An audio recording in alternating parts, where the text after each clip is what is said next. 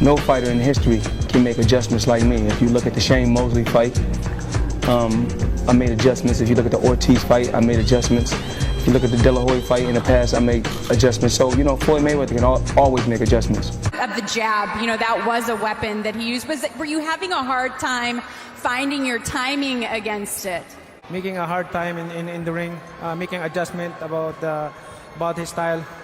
I think that's the problem to me because I didn't make an adjustment right away. And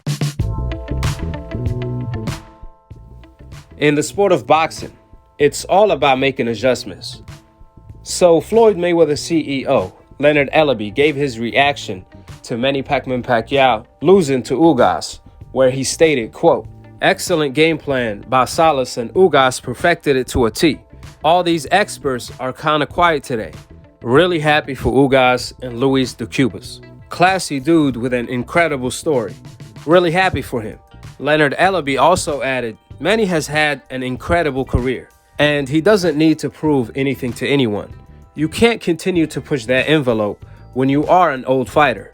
Hope he does the right thing. He will always be a legend. 100. Ellerbe also responded to Steven Espinoza, who stated, quote, "For those who thought that Mayweather-Pacquiao fight was boring because Manny had a shoulder injury and couldn't perform, nah, Ugas just did almost the same thing. Neutralized Pacquiao. It wasn't a shoulder injury. It was superior boxing. Hashtag Pacquiao Ugas." Ellerbe responded with, "Couldn't have said it any better. 100. He also responded to Mike Coppinger by stating, "And there you go with that dumbass narrative. He came into the bout with a torn rotator cuff. Geez, Mike, he effing lost to the better fighter, that's all. Losing to Floyd takes nothing away from his legacy. Manny had an incredible career. He's an all-time great and an incredible fighter / person. 100. See, Floyd Mayweather is known for TBE, the best ever, because he fought Hernandez, Corrales, Oscar De La Hoya, Ricky Hatton, Shane Mosley, Manny Pacquiao, Cotto, Canelo, and the list goes on and on and on, coming off their biggest wins. And no one was able to unlock the Da Vinci Code. There's a 50 and there's a O behind it, which makes him TBE. On the other hand, Pacquiao is also known as TBE, aka the best excuses. For some reason, whenever Pacquiao loses, he has an excuse. Against Floyd, it was his shoulder. Now against Ugas, it's leg cramps. I remember like it's today. When Floyd schooled Pacquiao 10 rounds to 2, first he said he won the fight because Floyd was running, even though Floyd was right in front of him majority of the night. Then he said he injured his shoulder leading up to the fight. But once he started to get sued by the fans who betted on the fight, that's when Pacquiao changed the story to "I got injured during the fight," even though he was throwing his right hand all night with bad intentions. Then months later, when Pacquiao was asked on his shoulder injury and how the surgery went, would you guys believe that Pacquiao responded with, "I never got a surgery because the salt water in the Philippines healed my shoulder." I mean, with all the respect, Pacquiao must think he's Jesus or something. I mean, who says that? Fast forward till today, now against Ugas, Pacquiao is attributing losing to Ugas because he suffered leg cramps during the fight, which prevented him from boxing Ugas since he couldn't use his feet to move around. Pacquiao said, "I could have easily outboxed Ugas, moving around like back in the day. my 2 legs is cramping. I cannot move. That's why I cannot move around. I can, you know, in early days, I can easily move and outbox him, you know, Manny Pacquiao, but Mr. Toe-to-Toe himself, Pacquiao, is using "I couldn't run" excuse to why he lost to Ugas. It's funny how the world turns. It wasn't that long ago when Pacquiao told Errol Spence, "You better than Floyd Mayweather because you can teach him how to fight toe-to-toe and not run." Now that Pacquiao got exactly what he asked for, which is Ugas fighting him toe-to-toe, all of a sudden now Pacquiao want to resort to running, to boxing, to moving, and he attributes not being able to do so to why he lost to Ugas. You can't have it both ways. Pacquiao can't claim Floyd Mayweather ran against him, but then when he fight Brandon Rios and Margarito, then he resorts to running himself, according to his own terms and logic. If a fighter accuses someone of running, then they better fight toe-to-toe, 24/7, Mike Tyson style. However, when it comes to Manny Pacquiao, one fight against Chris Algieri, he will fight Mike Tyson style. Then another fight against Brandon Rios, he will run all night, aka boxing. So according to Pacquiao logic, it's okay for Pacquiao to move around the ring, box, run, but it's not okay for Floyd Mayweather to do the same against him that he did against Brandon Rios.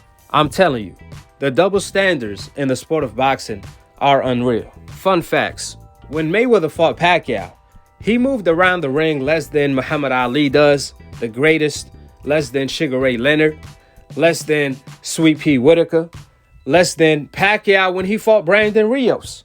We all know what time it is. When they say the fight is boring, so on and so forth, these are nothing but code words to call Floyd Mayweather something else that they want to call him, since the wrong guy won. I could guarantee you, if Pacquiao won that night, nobody would have called that fight boring. And we know that's a fact because during the fight, it was nothing but cheers. Every time Pacquiao threw flurries, the arena was on fire, just like when Floyd did. It wasn't till the outcome came out, then the fight was boring. Why? Because Pacquiao fans had nothing to cheer for. Since Pacquiao was missing all night, he was hitting the air all night. Obviously, if you're rooting for Pacquiao and only watching the fight to see Pacquiao beat Floyd, instead all you received was Floyd Mayweather putting a beating and schooling Pacquiao, then yeah, you're not going to enjoy the fight. Not because the fight was boring, but because the fighter you were rooting for didn't have that many highlights. But to the boxing fans, that fight had little of everything: action-packed, sweet science, and technique at the highest level. Furthermore, to the Pacquiao fans that's clinching to every little Pacquiao excuse, what you guys have to realize is that Pacquiao doesn't need to make excuses at this point of his career. He's 42 years old, but that still doesn't take away from Ugas' victory, because styles make fights. I told you guys before, this wasn't the same Pacquiao that lost to Floyd Mayweather. Absolutely not. However, this was the same Pacquiao that beat Keith Thurman. But again, styles make fights in the sport of boxing. Pacquiao always struggled with boxers with a good jab that can counterpunch. Case in point, Marquez. Pacquiao fought Marquez in his prime 4 times, while Marquez was older and always had to catch up in weight. And do you guys know Pacquiao struggled every single time? And the last time they fought, Marquez put him to sleep. Why? Because Marquez is a good counterpuncher.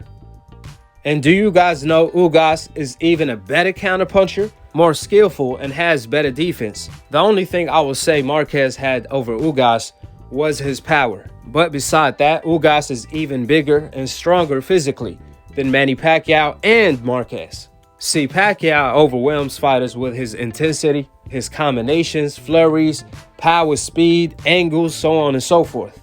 But if you could avoid the incoming and not be overwhelmed, then there's plenty of counter opportunities, since Pacquiao lunges every time he throws punches. He's open to the head and to the body. This didn't happen yesterday.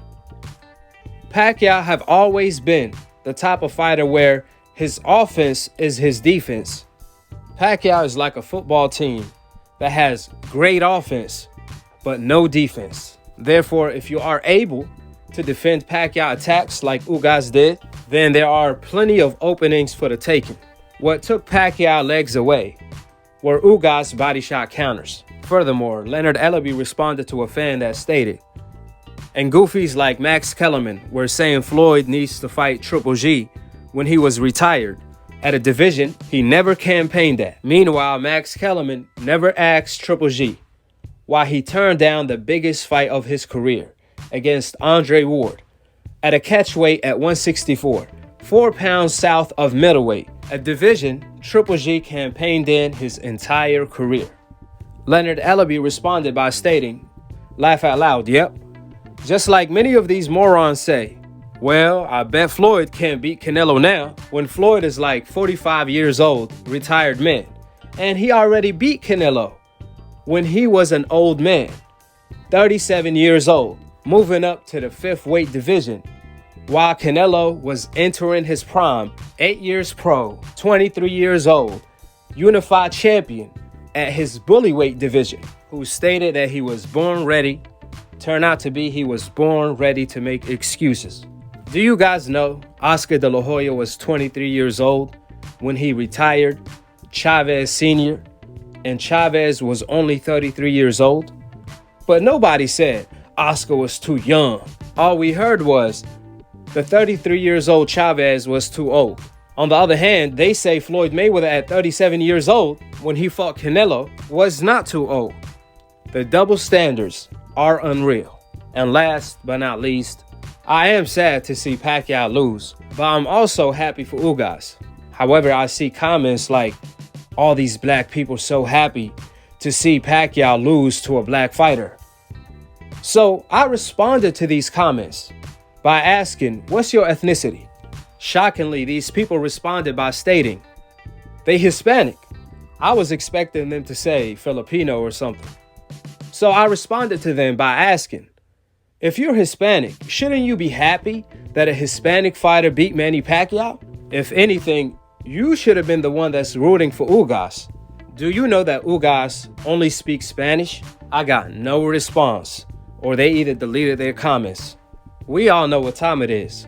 So to the YouTube Hispanic community and all of the Latinos all around the world, y'all should be celebrating this more than y'all celebrated Castano having a draw with Jamel Charlo. But nah, y'all gave Ugas the cold shoulder, just like y'all gave Rigondeaux the cold shoulder when he did the same to Donaire. Again, we all know what time it is. Ugas is not Hispanic because he's on the coincidental list. He have the complexion for the neglection. With the facts being laid out, drop your thoughts in the comment section below, subscribe below, and click on the notification bell to be continued on the next episode of Akhi, ATG. Peace, and I'm on to the next one.